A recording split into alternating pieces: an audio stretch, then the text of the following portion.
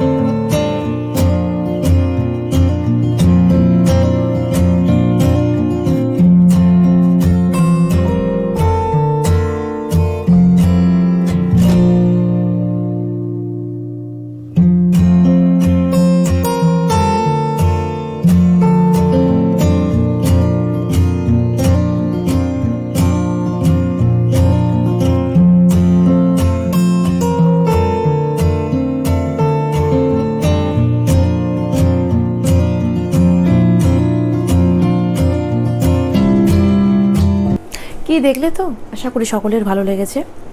আর উপকরণগুলো কিন্তু সবার বাড়িতে সবসময় অ্যাভেলেবেল থাকে, বাড়ি থেকে কিনতে যাবার কোনো ব্যাপার নেই।